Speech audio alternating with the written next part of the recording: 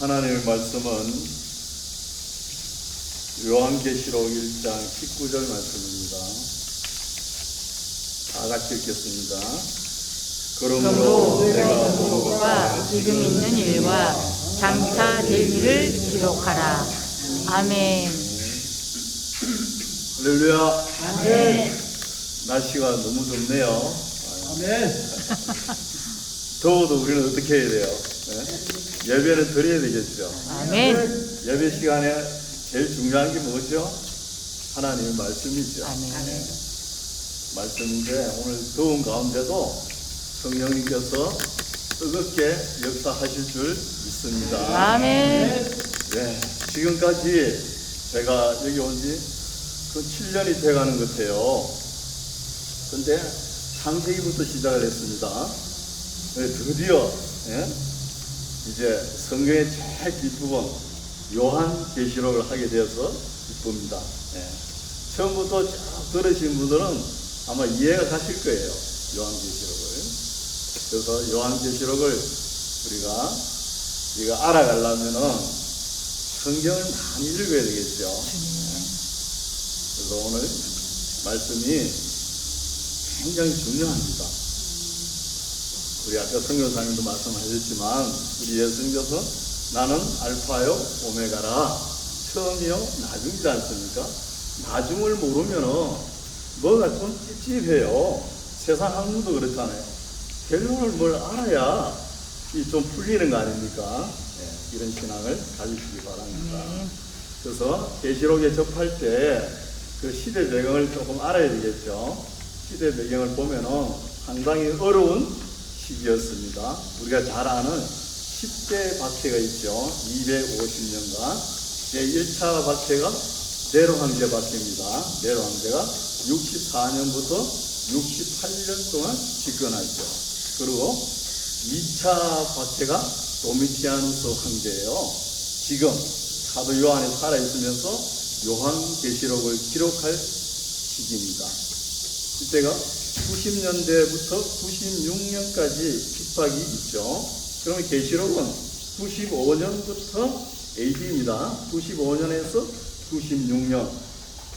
사도 요한이 에베소 교회에서 와서 기록했다 그러면 97년 정도 기록되었을 거라 이렇게 주장합니다. 그리고 3차 박해는 누구냐 하면은 트라이아누스 황제, 그것은 98년부터 117년까지 박해가 되죠. 그리고 4차 박해는 하데리안 황제가 117년부터 138년까지 박해가 시작되죠.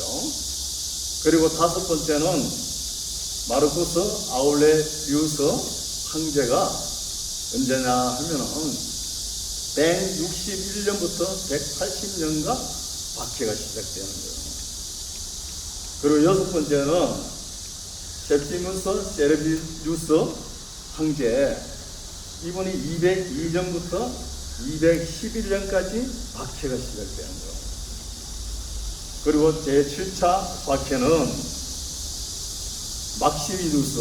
막시미누스 황제가 235년에서 236년까지 박해가 시작되거든요.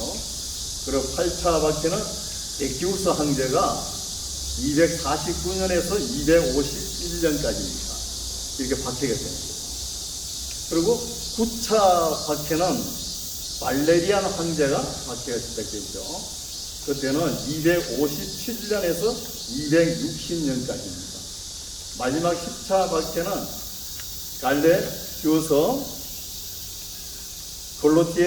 글로티안 갈레디우스 황제거든요. 글로티안 갈레디우스 황제가 언제냐면 303년부터 311년까지입니다.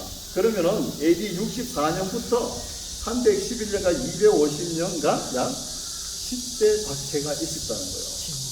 그러면 지금은 도미티아누스 황제 박해거든요. 그러면 앞으로 박해가 8차례가 더 나왔지 않습니까? 그때 신앙의 이 믿음을 버리지 않고 소망 가운데 믿음을 지킨 사람이 있는 것이죠. 이 역사는 우리 기독교 역사의 대단한 역사입니다. 그리고 나중에 313년에 콘스탄틴 유서 황제가 밀라노 칙령을 선포하거든요. 그때 지하에서 지상으로 올라오는 거예요. 지하 카토콤에서 지상으로 올라옵니다. 올라오니까 많이 변질되어 있는 거예요. 그리고 교리 논쟁이 정리를 했으면 되는데 그것도 정리 안 하고 어정쩡하게 있다가 로만 카톨릭이 들어와가지고 1000년 동안 우리 기독교를 썩게 만들어버렸잖아요. 이런 역사가 있잖아요. 그래서 이런 역사가 우리가 가지고 있습니다. 그럼 앞으로도 어려운 역사가 진행되죠. 되면은 계시록의 말씀을 우리가 잘 깨닫고 항상 우리 신앙의 갱년의 자세를 잃어버리지 말라는 거예요. 아멘. 항상 믿음을 가지고. 그동안 2000년 넘게 이 계시록이 열리지 않았잖아요. 이제 지금부터 열립니다. 그럼 왜 열리지 않았느냐? 목사님들 계시록 설교 잘 안 하거든요. 어렵다 그러면서. 그 이유가 있어요. 제가 한 10가지 설명드릴게요. 뭐냐 하면 사도 요한이 동영상으로 본 거예요. 눈으로 본 거예요. 그림으로. 그림을 보면 그림을 그렸던 이게 동영상으로 촬영을 했으면 쉽게 알 텐데 그걸 새까맣게 글씨로 적어놔버렸네. 그렇게 어렵다는 거예요. 그리고 계시록을 접근하면서 앞에 창세기부터 서론, 본론, 유다서까지 다 읽어보고 계시록을 접근을 해야 되는데 그냥 정말로만 알면 된다 이래가지고 계시록만 접근했다는 거예요. 이것도 어려운 일이죠. 앞을 모르는데 어떻게 합니까? 창세기를 모르는데 계시록을 어떻게 합니까? 모르는 거예요. 그리고 세 번째는 이때까지 계시록을 해석한 것이 너무 엉터리 해석이 많은 거예요. 많아가지고 알 수 있는 사람도 모르게 눈을 가려버린 거예요. 신학자들이. 이게 또 어렵게 만드는 거죠. 네 번째는 또 과잉 해석을 해놔가지고 너무 뻥튀기를 해놔가지고 성경 본문을 모르게 만들어놔버린 거예요. 그 사람들이 생각을 너무 못했다는 것이잖아요. 이제 다섯 번째는 중요하죠. 계시와 묵시를 분별하지 않고 사용했다는 거예요. 그럼 계시는 뚜렷하게 나와 있죠. 아포칼립시스라 해가지고 뭔 뜻입니까? 보이지 않는 것을 열어가지고 보여주는 책이에요. 그러면 우리가 알 수 있는 것이잖아요. 보여주는 책인데. 묵시는 뭐예요? 아는 사람만 알고 모르는 사람은 모르게. 그게 묵시 문학이잖아요. 이렇게 어렵게 해놨잖아요. 그리고 여섯 번째는 뭡니까? 계시록을 바라보는 시각이 유연하지 못했다는 거예요. 유연하지. 틀에 박힌 생각에 사로잡혀 있으니까 그동안 열리지가 않았다는 거예요. 그리고 일곱 번째는 뭐냐 하면은 너무 어렵다고 암시를 해가지고 접근을 못하게 하는 거예요. 계시록에. 접근을 못하게. 이것도 어렵게 하는 일이죠. 그리고 여덟 번째는 미지의 세계니까 당연히 어렵죠. 미지의 세계니까. 그러니까 아홉 번째는 뭐냐? 우리 종교개혁자 마르틴 루터가 이 계시록을 펼쳐놓고 한 말이 있죠. 이 계시록에 나온 단어마다 수수께끼다. 이런 말을 했어요. 그게 뭐예요? 모르겠다는 거 아닙니까? 루터도 모르고 이거 접근을 못했습니다. 그리고 우리 칼빈 장로교회 칼빈 보십시오. 칼빈 주석을 보면은 창세기부터 계시록 3장까지 설교를 했어요. 그러나 4장부터는 도저히 모르겠다. 그냥 부석이 꺾어버린 거예요.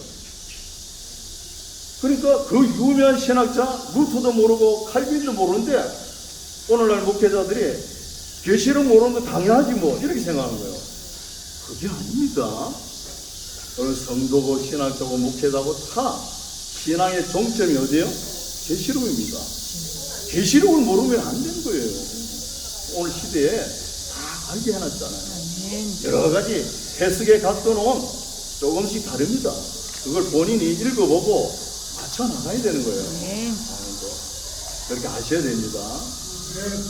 그러면은 이제 본문으로 들어가야 되겠죠. 계시록 한 장 한 장 제가 설명할 겁니다. 본문으로 들어가면은 계시록의 열쇠는 오늘 본문 말씀이에요. 내 봉급과 이제 있는 일, 지금 있는 일, 그리고 장차 될 일, 요 세 가지만 풀면은 풀려버린 거야. 요 세 가지가 어려운 거예요. 그래서 오늘은 앞 두 가지를 제가 설명합니다. 뭐냐면 내 본것과 사도 요한의 본것과 이제 있는 일. 이게 뭐냐 하면은 지금 있는 일이 사도 요한 시대에도 있었고 오늘날 이 시대에도 해당이 되는 겁니다. 아멘. 아멘. 우리나라의 건전한 신학을 하고 경건한 목회자들이 이 계시록 말씀은 계시가 아니다, 예언이 아니다 이렇게 해버렸어요. 왜 그러냐면 그것도 이유가 있죠. 로마 황실의 박해, 도미티아누스 황제들의 박해 때문에 그때 그리스도인들이 얼마나 신앙생활을 하기 어려웠냐 하면은 상당히 어려웠죠. 어렵게 신앙생활을 하니까 위로와 격려하는 말씀이지 앞으로 세계가 어떻게 전개될 것이다 계시의 말씀은 아니다라고 적어버린 거예요. 그러니까 계시록이 열리지 않는 거죠. 여러분 보이게 해놨습니다. 하나님께서. 이게 제가 설교를 몇 번 해야 될지 모르겠어요. 지금 감이 안 나오거든요. 끝까지 들으세요. 세 번, 네 번이도 뭐 들어야 되잖아요. 자, 그러면은 내 본 것을 들어갑니다. 1장에 이제 사도 요한이 봤는데 어디서 봤죠? 밤무섬에서 봤잖아요. 봤는데 동영상으로 확실하게 본 것 같아요.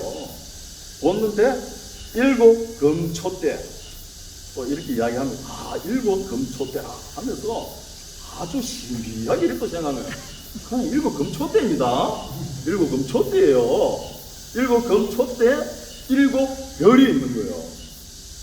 7별. 7 금초 때와 7별 사이에 예수님께서 거닐시는 모습을 사도 요한이 보고 까무러치는 거예요. 땅에 막 엎어져 가지고. 여러분 사도 요한도 대단한 사람이잖아요. 우리의 아들이라고 별명을 가진 사람이잖아요. 그런데 그 백발의 수염이 흐린 사람이 예수님의 모습을 보고 엎드려 이를 어찌 할 줄을 모르는 거예요. 그래서 7 금초 때는 아시아에 있는 7 교회를 이야기하고 이것도 해석이 너무 뻥튀기를 해가지고 뭐가 뭔지 모르게 해놨어. 아시아의 7 교회, 그건 좀 이따 제가 설명할게요. 7 교회를 이야기하고 7 별은 아시아 7 교회를 섬기는 교육자를 이야기하는 거예요. 교육자. 그러면서 예수님께서 하신 말씀이 있죠. 나는 알파요 오메가라. 처음이요 나중이라. 그리고 이제도 있고 전에도 있었고 장차 올 전능자라는 거예요. 아멘. 이게 1장입니다. 1장. 핵심이죠. 그럼 내 본 것 해결됐죠? 됐습니다. 그 다음에 이제 있는 일, 지금 있는 일. 이거는 2장부터 3장까지 되는 거예요. 자, 아시아의 7개에 출발합니다. 첫 번째가 에베소 교회입니다. 에베소 교회. 에베소 교회에 이 7 교회에 칭찬과 책망이 있습니다. 이 칭찬과 책망은 사도 요한 시대에 그 교회만 해당이 되는 게 아니고 오늘날도 해당이 된다 해가지고 지금 있는 일, 이제 있는 일이라는 거예요. 이해가시죠? 해당이 됩니다. 아멘. 에베소 교회가 뭘 잘했나? 칭찬을 합니다. 이단을 색출하는 데 잘했어요. 그 어려운 시기에도 이단들을 색출해내는 거예요. 그 인내와 또 건면함과 분별력을 칭찬한 거예요. 그럼 칭찬하는 거로 칭찬하는 것보다 가만히 있어도 되겠습니까? 칭찬하는 거는 우리가 더 말씀을 읽어가지고 더 열심히 해야 되겠죠. 그리고 책망하는 건 어떻게 해요? 그 고쳐나가야 되는 거예요. 고쳐. 나가면 하나님께서 기뻐하실 것입니다. 고쳐나가면. 그러면서 이제 에베소 교회는 칭찬도 있고 책망도 있습니다. 그 책망이 뭐냐? 처음 사랑을 잃어버렸다는 거예요. 여러분 조심해야 됩니다. 교회를 너무 경건해가지고 이단들 발도 못 들이게 해놓고 나중에 서로 싸우죠. 이게 뭐예요? 하나님의 처음 사랑을 몰라 그런 거예요. 이런 누를 범할 수가 있는 거예요. 오늘의 시대도. 그래서 조심하라는 거예요. 그렇죠? 그 두 번째 교회는 서문화 교회입니다. 서문화. 오늘날도 건드리 서 있죠. 서문화 교회는 책망이 없고 칭찬만 있는 거예요. 칭찬만. 그 도미티아누스 황제 때 그 어렵고 고통, 그 인내를 칭찬하는 겁니다. 믿음을 지키기 위해서 그 어렵고 먹을 것도 없죠. 그 궁핍함, 그런 어려운 역경 속에서도 이겨낸 것을 칭찬하는 거예요. 그러면서 말씀을 주셨죠. 죽도록 충성하라, 생명의 멸류관을 주리라. 서문화 교회는 사도 요한의 직계 제자가 3명이 있었죠. 폴리카, 파피아스, 또 이그나티우스. 이 세 사람들이 아주 직계 제자잖아요. 폴리캅이 순교한 교회입니다. 서문화 교회가. 오늘날까지 성지순례 가면은 던들이 서 있습니다. 서문화 교회. 그 다음에 이제 네 번째가 어디죠? 세 번째가 뭐죠? 세 번째가 이제 버가모교예요. 버가모가 베르가마라 그랬죠. 아시아의 그때 수도였어요. 수도. 그러면은 수도였는데 거기에 오만 악한 것들이 다 모였을 거 아닙니까? 그게 뭐가 있나? 사탄의 위가 거기 있은 거예요. 사탄이. 우리가 잘 아는 제우스 신전, 그리고 아스클레피우스 신전, 그 다음에 세라피트 신전, 이런 신전들이 있는 거예요. 그 신전들을 대항해가지고 싸운 사람이 있죠. 참되고 충성된 정인 안디바를 칭찬하는 거예요. 그래서 그런 게 사탄들이 들어오면 이겨내야 되잖아요. 아멘. 오늘날도 본받아라는 거예요. 아멘. 옛날 그 시대에 뭐 문학에, 예? 그 시대의 문학밖에 안 된다 이렇게 생각하면 안 되는 것이죠. 그러면서 뭘 잘못했냐, 이제 책망이 있죠. 버가모 교회 책망이 뭐냐 하면은, 책망이 발람, 우리 발람 선지자 있죠. 어그러질 길로 간 발람 선지자. 발람 선지자의 교훈을 따른다는 거예요. 성경 말씀을 읽어오신 분들은 다 알 거예요. 구약의 말씀. 발람 선지자가 어떤 일을 했죠? 그 발락이라는 모압 왕이 발람 선지자를 초청해가지고 이스라엘을 저주하라 그랬잖아요. 그러나 저주하지 못하고 이제 결코 돌아가다가 미디안 지방에 들리죠. 미디안 지방에 들려가지고 미디안 여인들을 압시해가지고 민계를 써가지고 이스라엘 제사장과 레위인들을 타락하게 만드는 거예요. 그런 교훈을 따라가는 거예요. 오늘날도 따라갈 수 있어요, 없어요? 있습니다. 그리고 니골라당의 교훈을 또 따라가는 거예요. 니골라당은 영지주의입니다. 영지주의. 그런 교훈을 따라가지 말라. 그러면서 이런 모든 것을 이기는 자에게 만나를 주고 흰 돌을 주리라. 뭐 흰 돌 제가 뭐 모르겠어요. 우리 교단에 맡기도 백서 걔가 흰 돌이잖아요. 하여튼 값진 것이겠죠. 값진 거. 그걸 준다는 겁니다. 이제 네 번째는 두아디라 교회죠. 에스보스 두아디라 교회죠. 여기는 뭐가 발달이 되어 있냐면 사업이 가장 번창한 그런 도시죠. 뭐냐면은 면양, 목화, 염료 산업이 발달된 거예요. 그래서 이 산업을 발달시킨 거는 칭찬하시는 거예요. 그 수고와 노고, 인내를 칭찬합니다. 그럼 두아디아 사람이 있죠. 사도 바울의 그 사역에 항상 물질적으로 도움을 주시는 분이 있잖아요. 누비아, 그죠? 자주단서 누비아. 이쪽이 고향이잖아요. 그러니까 물질적으로 너무 풍족한 거 좋아요. 그러나 책망이 뭐냐? 자칭 선지자라 하는 이세벨의 교훈을 따랐다는 거예요. 이게 뭐냐? 우상의 재물을 드리고 그 재물을 먹지 않고 또 음란하고 방탕하여서 음행을 쫓아가는 거예요. 이것을 책망한 거예요. 그러시면서 내가 행한 대로 갚아주리라 이런 말씀하시는 거예요. 행한 대로.